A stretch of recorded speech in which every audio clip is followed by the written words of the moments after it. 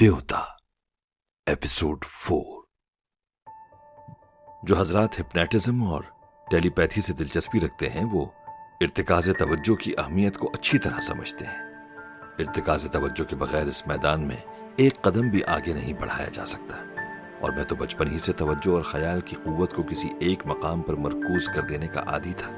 लिहाजा शमाबीनी की मशकों के दौरान मुझे कोई दुश्वारी पेश नहीं आई। रात को जब सन्नाटा छा जाता और किसी की मुदाखलत का खदशा न होता, उस वक्त मैं अपने कमरे में मोमी शमा रोशन करता और शिमाल की तरफ रुख करके बैठ जाता और शमा की लौ को एक टिक देखता रहता। शमाबीनी के दौरान मेरी तवज्जो सिर्फ इस ख्याल पर कायम रहती कि मेरी आंखों में मकनातीसी कुव्वत पैदा हो रही है। मैं जिसे चाहूं अपनी निगाहों के शिकंजे में जकड़ सकता हूं। अगरचे पहले मरहले में मुझे ऐसी जारहाना तर्ज की बातें नहीं सोचनी चाहिए थी, मगर मैं अपने हालात से मजबूर था। इस अमल के दौरान मेरे दुश्मन पेश नजर रहते थे। फिर रफ्ता रफ्ता मैंने अपने जोश और जज्बों पर काबू पा लिया और निहायत सुकून और संजीदगी से शमा का मुशाहिदा करने लगा। अब मैं जलती हुई लौ पर नजरें जमाए दिल ही दिल में कहता था, उस रोशन लौ में जो चमक है वो मेरी आंखों में उतर रही है। उसमें जो गर्मी और हरारत है वो हरारत मेरी निगाहों में पैदा हो रही है। कई माह तक बिला नागा ये मश्क जारी रही। इब्तिदा में कदर मायूसी हुई क्योंकि चंद माह के अरसे में ही खुद को हिप्नोटिज्म का माहिर समझने लगा था। खुद को माहिर व आमिल समझकर वक्तन फवक्तन दूसरों को घूरती हुई नजरों से देखता था और उन्हें अपने जेर असर लाने की नाकाम कोशिशें करता था। कई बार नाकाम होने के बाद मुझे अक्ल आ गई कि अगर ये इल्म सीखना इतना ही आसान होता तो आज हजारों लाखों की तादाद में हिप्नोटिज्म के माहिर नजर आते। इस अमल के हुसूल के लिए सब्र तहम्मुल, खुद एतमादी और कड़ी मशकों की जरूरत है। लिहाजा मैं फिर एक बार संभल गया और दूसरों के सामने अपनी मकनातीसी आंखों की नुमाइश करने के बजाय सिर्फ अपनी जात में डूबकर शमाबीनी की मशक करने लगा। कुछ अरसे बाद मैंने महसूस किया कि शमा की लौ फैलती हुई मेरी निगाहों का अहाता कर लेती है और चारों तरफ मुझे उस गर्म लौ के सिवा कुछ नजर नहीं आता है। इस तरह मुझे गर्मी का एहसास होने लगा। पहले पहल में अपने जिस्म पर रेंगने वाली हरारत से घबरा गया था, फिर रफ्ता रफ्ता उसका आदी हो गया। अब शमा का वो नन्हा सा शोला मेरे दिमाग को छूता था, मेरी आंखों में उतरता था और निगाहों से खारिज होता हुआ महसूस होता था। ये मेरे एहसासात थे। अमली तौर पर मैं कहां तक कामयाब हो चुका हूं ये मैं नहीं जानता था। वैसे मेरे कॉलेज के साथी अक्सर कहा करते थे कि मेरी आंखों में कुछ अजीब सी कशिश पैदा हो गई है। मेरे लिए ये कोई नई इत्तला नहीं थी। मेरे अब्बा मरहूम ये पेशगोई कर चुके थे। इसी बात को चची ने मुख्तलिफ अंदाज से मुतनफ्फिर होकर दोहराया था, मगर तब और अब में एक जरा सा फर्क पैदा हुआ था। अब कोई मुझसे निगाहें मिलाकर बात नहीं करता था। बातों के दौरान मेरे मुखातिब की नजरें झुक जाया करती थी। एक दफा का जिक्र है कि मैं अपने मामू से मिलने गुजरांवाला गया था। एक रात वहां गुजारने के बाद अलग सुबह एक ट्रेन से लाहौर के लिए रवाना हुआ। सर्दी का मौसम था। मेरे जिस्म पर लंडे बाजार का एक बोसीदा सा स्वेटर था, लेकिन सर्दी ऐसी थी कि दांत बज रहे थे। ट्रेन में भी भीड़ नहीं थी, वरना इंसानों के जिस्मों से खारिज होने वाली हरारत से कंपार्टमेंट की फजा कदरे गर्म रहती। मेरे सामने एक बूढ़ा शख्स अपनी सीट पर पलथी मारे बैठा था। उसके सर के बाल, दाढ़ी और भवें सब सफेद हो गई थी। जिस्म लागर था मगर चेहरे पर अजब ताजगी थी। वो एक पतली सी गदड़ी ओढ़े बैठा हुआ था जिस पर बेशुमार पैबंद लगे हुए थे। हमारी तरफ जो खिड़की थी वो खुली हुई थी। मैं उसे बंद करने लगा तो बूढ़े बाबा ने हाथ बढ़ाकर कहा, रहने दो बेटा, जरा ठंडी हवा आ रही है। मैं हैरानी से उन्हें देखने लगा। यहां सर्दी से कुल्फी जमी जा रही थी और बड़े मियाँ ठंडी हवा खा रहे थे। मैंने दिल ही दिल में सोचा कि ये मुझ जैसे हट्टे कट्टे नौजवान की तौहीन है कि मैं सर्दी से ठटर रहा हूं और ये बूढ़े बाबा सर्दी से लुत्फ उठा रहे हैं। क्या ये आग से बने हुए हैं? बूढ़े बाबा ने मुस्कुराकर कहा, मैं आग से बना हुआ नहीं हूं, तुम्हारी तरह खाक का पुतला हूं। शदीद हैरानी से मेरी आंखें फैल गईं। बूढ़े बाबा ने उस बात का जवाब दिया था जिसे मैंने दिमाग से सोचा था। क्या यह शदीद हैरानी का मकाम नहीं था कि जो बात मेरी जबान पर नहीं आई थी उसे उन्होंने सुन लिया था और उसका माकूल जवाब दिया था। मैं उनकी तरफ देख रहा था, वो मेरी तरफ देख रहे थे। उनकी आंखों में गहराई थी, गीराई थी। मैंने महसूस किया कि वो आंखें मुझे अपनी तरफ खींच लेना चाहती हैं, लेकिन खींच नहीं सकती, अपनी तरफ माइल नहीं कर सकती। शायद इसलिए कि मैं शमाबीनी की मश्क में बहुत आगे निकल गया था। انہوں نے ایک لمبی ہوں کے ساتھ کہا، میرا خیال درست نکلا، تم شمع بینی کی مشق کر چکے ہو۔ میں ایک دم سے سنبھل کر بیٹھ گیا۔ شمع بینی والی بات بھی میں نے خاموشی سے سوچی تھی، مگر انہوں نے سن لیا تھا۔ میں نے جلدی سے ان کے گھٹنوں پر ہاتھ رکھ کر پوچھا، آپ کون ہیں؟ جو باتیں میں سوچتا ہوں انہیں آپ سن لیتے ہیں، اسے تو ٹیلی پیتھی کہتے ہیں۔ آپ یقیناً دوسروں کے خیالات پڑھ لیتے ہیں۔ میں نے کتابوں میں پڑھا ہے کہ خیال خوانی ایک ایسا علم ہے کہ جسے مکمل طور پر سیکھ لینے کے بعد اس کا عامل دوسروں کے دماغ تک پہنچ جاتا ہے اور جو کچھ وہ سوچتے رہتے ہیں اسے وہ سنتا رہتا ہے۔ انہوں نے میرے ہاتھ کو تھپکتے ہوئے کہا، تمہاری معلومات درست ہیں بابا جی۔ میں نے گڑ گڑا کر کہا، میں ایسے علم کے لیے بھٹک رہا ہوں، خدا کے لیے میری مدد کیجیے، مجھے اپنے علم کے خزانے سے ایک چٹکی بھیک دے دیجیے، میں آپ کا احسان زندگی بھر نہیں بھولوں گا۔ انہوں نے مسکرا کر کہا، جو علم تمہیں حاصل ہو رہا ہے تم ابھی اس کو اپنے کام میں لانا نہیں جانتے۔ خیال خوانی کا علم تو دور کی چیز ہے۔ دیکھو تم سردی سے ٹھٹر رہے ہو، کیا اس سردی سے محفوظ رہنے کی کوئی تدبیر نہیں کر سکتے؟ کیا تدبیر کروں؟ کیسے تدبیر کروں؟ میں نے پوچھا۔ انہوں نے کہا، ذرا سیدھے ہو کر بیٹھ جاؤ، میں تمہیں بتاتا ہوں۔ میں ان کی ہدایت کے مطابق اپنی جگہ سیدھا ہو کر بیٹھ گیا اور انہیں سوالیہ نظروں سے دیکھنے لگا۔ انہوں نے کہا، مری کی برف باری یہاں کے موسم پر اثر انداز ہو رہی ہے۔ سردی واقعی ناقابل برداشت ہے اور اس حالت میں نے کھڑکی کھلی رکھی ہے۔ تم ذرا اپنی دونوں ہتھیلیاں پھیلا کر انہیں توجہ سے دیکھو۔ میں اپنی نگاہوں کے سامنے دونوں ہتھیلیاں پھیلا کر انہیں گہرے انہماک سے دیکھنے لگا۔ بوڑھے بابا کہہ رہے تھے، اب اپنے علم کو کام میں لاؤ اور یہ خیال قائم کرو کہ تمہاری ہتھیلیوں پر شمع کی لوئیں روشن ہیں اور ان کی نادیدہ حرارت سے تمہاری ہتھیلیاں گرم ہو رہی ہیں۔ میں نے ان کی ہدایت پر عمل کیا، اپنے دماغ سے تمام منتشر خیالات کو جھٹک کر صرف ایک شمع کی لو کو اپنی ہتھیلیوں پر روشن کرنے لگا۔ میں دل ہی دل میں کہہ رہا تھا، میری ہتھیلیاں گرم ہو رہی ہیں، میری نگاہوں کی حرارت سرد لہروں کو پگھلا رہی ہے۔ مجھے ایک راحت بخش اور پرسکون حرارت کی ضرورت ہے اور وہ حرارت ان ہتھیلیوں تک پہنچ رہی ہے۔ ٹرین تیز رفتاری سے بھاگی جا رہی ہے، سرد ہوا کے جھونکے میری ہتھیلیوں تک آ رہے تھے۔ میں وہ فقرے بار بار دہرا رہا تھا۔ 1 منٹ کے بعد ہی میری ہتھیلیوں پر دھیمی دھیمی سی حرارت رینگنے لگی، میری نگاہیں آنچ دے رہی تھیں، علم کی بند مٹھی کو کھول رہی تھیں، زندگی کی بساط پر پہلی بار عملی تجربے کا پانسا پھینک رہی تھیں۔ میری ہتھیلیاں گرم ہونے لگیں، پھر وہ حرارت ہولے ہولے رینگتی ہوئی، سرسراتی ہوئی، خون کی روانی کی طرح میری رگوں میں دوڑنے لگی اور میرے سارے جسم کو گرمانے لگی۔ وہ ایسی راحت بخش اور پرسکون حرارت تھی جس کا میں متمنی تھا۔ میں مارے خوشی کے اپنے جسم کو ادھر ادھر سے چھو کر دیکھنے لگا۔ کیا ہوا؟ انہوں نے مسکرا کر پوچھا۔ میں نے فوراً ہی جھک کر ان کے پاؤں پکڑ لیے۔ بابا جی، آپ نے میری زندگی کا رخ موڑ دیا ہے۔ میں جس راہ کی تلاش میں تھا آپ نے وہ راہ دکھا دی۔ مجھے کچھ اور سکھائیے بابا، میں ہمیشہ آپ کے در کا بھکاری بن کر رہوں گا۔ بیٹے، علم مانگنے سے نہیں ملتا، سیکھنے سے ملتا ہے۔ دیکھو، میں نے تمہیں کچھ نہیں سکھایا، جس علم سے تم اپنے اندر حرارت محسوس کر رہے ہو اسے تم نے خود سیکھا ہے۔ میں نے تو ایک ذرا سی رہنمائی کی ہے، تو پھر کچھ اور رہنمائی کیجیے۔ مجھے یہ بتائیے کہ اب مجھے کیا کرنا چاہیے۔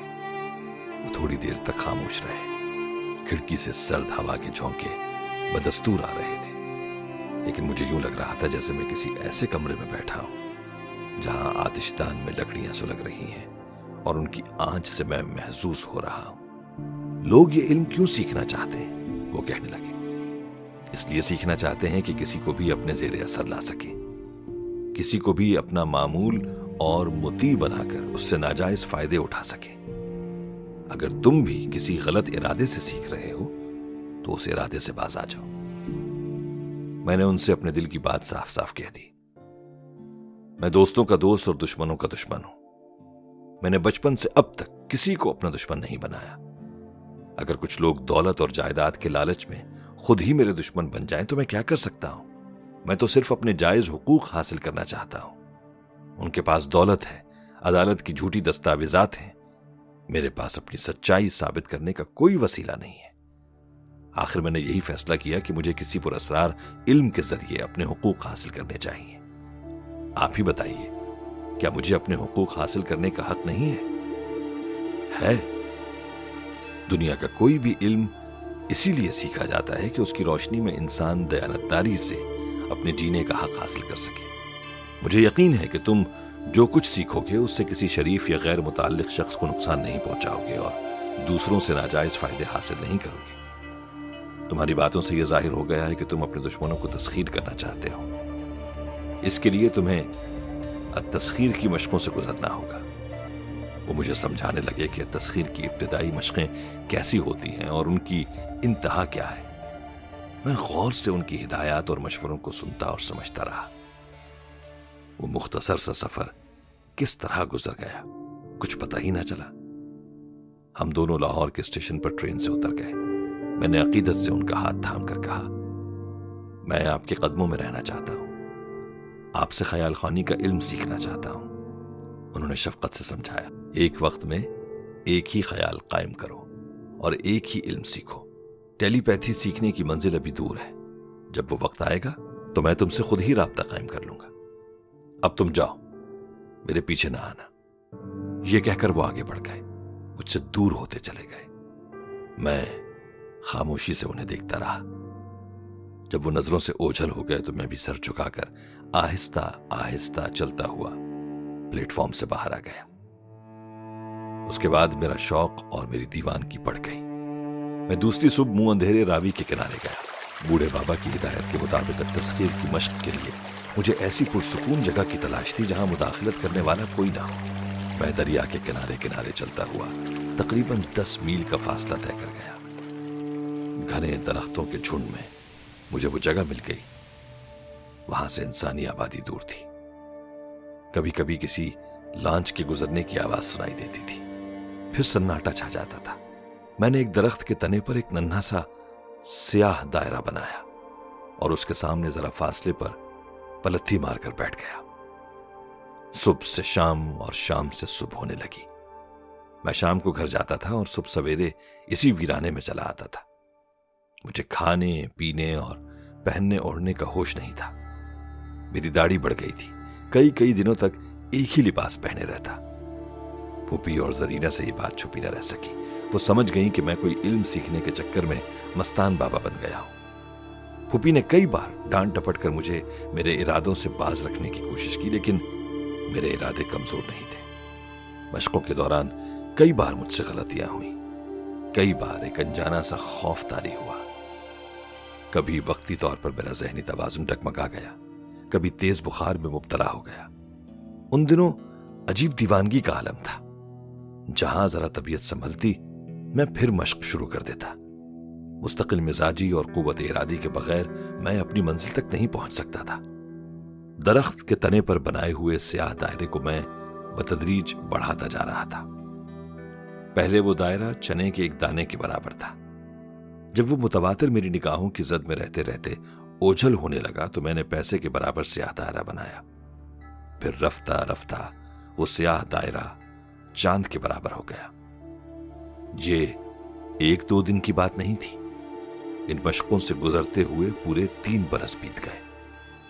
اس وقت تک میری آنکھوں میں ایسی قوت پیدا ہو گئی تھی کہ وہ چاند کے برابر جو دائرہ تھا وہ بھی نگاہوں سے اوجھل ہو جاتا تھا۔ میں جہاں نظر اٹھا کر دیکھتا وہاں بے شمار روشن دائرے جگمگانے لگتے تھے۔ مجھے سیاہ دائرے کی تاریکی میں روشنی کا سراغ مل رہا تھا، یا یوں کہنا چاہیے کہ مجھے انسانی دماغ کے تاریک تہخانوں میں اترنے کا راستہ نظر آنے لگا تھا۔ اس کے بعد میں نے اپنی حالت سنبھال لی۔ میں شیو کرنے اور صاف ستھرے کپڑے پہننے لگا۔ 3 سال کے بعد میں دیوانگی سے فرزانگی کی طرف آیا تو میری شخصیت میں بھی عجیب نکھار آ گیا۔ میرے چہرے پر ایک نئی تازگی تھی۔ میری آنکھوں میں ایسی مقناطیسی قوت پیدا ہو گئی تھی کہ اس کا اثر سب سے پہلے زرینہ پر ہوا، کیونکہ وہی میرے زیادہ قریب تھی۔ ایک ہی گھر میں رہتے ہوئے ہر وقت ہمارا سامنا ہوتا رہتا تھا، بلکہ وہ خود بخود اس طرح کھینچی چلی آتی تھی جیسے لوہا مقناطیس کی طرف کھینچا چلا آتا ہے۔ کئی بار ایسا ہوا کہ ہماری نظریں ٹکرائیں تو وہ میری طرف دیکھتی ہی رہ گئی۔ बज़ाहिर तो वो बहुत ही शर्मीली थी, लेकिन सहर ज़दा हो जाती थी। एक बार मैंने उस पर नजरें जमाते हुए कहा, नजरें झुका लो। उसकी नजरें फौरन ही झुक गई। दूसरी बार मैंने कहा, बैठ जाओ। वो चारपाई पर बैठ गई। मेरी तरफ देखो। वो फिर मेरी जानिब देखने लगी। मेरे हर हुक्म की तामील हो रही थी। मैंने सोचा ये तो कोई सबूत नहीं है कि वो मेरी निगाहों से सहरज़दा हो रही है। वो मुझसे मुतासिर थी या मुझसे मरूब थी, इसलिए मेरे हुक्म पर अमल कर रही थी। उस वक्त मेरे दिमाग में बात आई कि क्यों ना मैं इस पर तनवीमी अमल करूं और इसे अपनी मामूला बनाकर अपने इल्म को अमली तौर पर आजमाऊं। दूसरी सुबह जब फूफी स्कूल चली गई तो मैंने दरवाजे को अंदर से बंद कर दिया। जरीना मेरी इस हरकत को चोर नजरों से देख रही थी। मैंने उसे अपने बंद कमरे में चलने के लिए कहा तो वो शर्माने लगी। अचानक ही उसके रुखसार तिमतिमाने लगे। वो मेरे पीछे शर्माती रिजाती हुई मेरे कमरे में आ गई। मैंने धीमे लहजे में कहा, बिस्तर पर लेट जाओ। उसने हया से बल खाकर दूसरी तरफ मुंह फेर लिया। वो कुछ सोच रही थी, मैं कुछ और सोच रहा था। मैंने कदरे तहक्कुमाना अंदाज में कहा, जो कहता हूं वो करो, बिस्तर पर लेट जाओ। हिप्नोटिज्म के लिए आवाज बड़ी अहम होती है। मेरी आवाज में गूंज और गरज भी थी और शायद किसी शीरीनी और मलाइमियत भी। वो चुपचाप सुकड़ कर मेरे बिस्तर पर लेट गई। वो सिमट कर अपने जिस्म की पंखड़ियों में खुद को छुपाना चाहती थी। मैंने कहा, इस तरह नहीं, चित लेट कर अपने हाथ पांव सीधे कर लो और मेरी तरफ देखती रहो। उसने नजरें उठाकर मेरी जानिब देखा तो फिर देखती रह गई। आहिस्ता आहिस्ता उसने हाथ पांव सीधे कर लिए और चित लेट गई। मेरी निगाहें उसकी निगाहों में उतरने लगी। उसकी आंखों के रास्ते उसके दिमाग तक पहुंचने लगी। मैं मुकम्मल एतमाद से सोच रहा था कि जिस तरह स्याह दायरे से नूर का चश्मा उबलता है, उसी तरह जरीना के दिमाग के स्याह खाने से रोशनी फूट रही है। इंसान अपने दिमाग के स्याह खाने में जो राज छुपा कर रखता है, जरीना वो राज मेरे सामने उगलती रहेगी।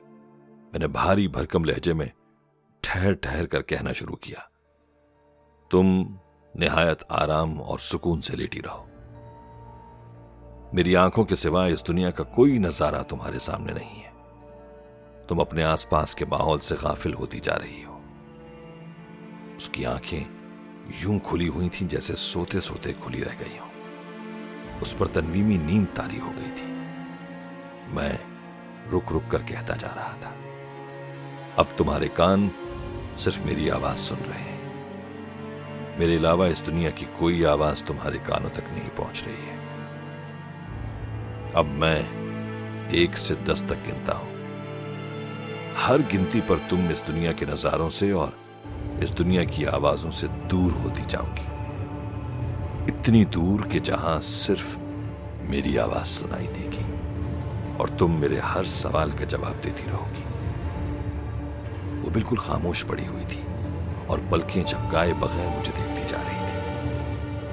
मैं 2-2 सेकंड के वक्फे से गिनने लगा। 10 तक गिनने के बाद मैंने उसे मुखातिब किया, मैं तुमसे मुखातिब हूं, तुम मेरी आवाज सुन रही हो?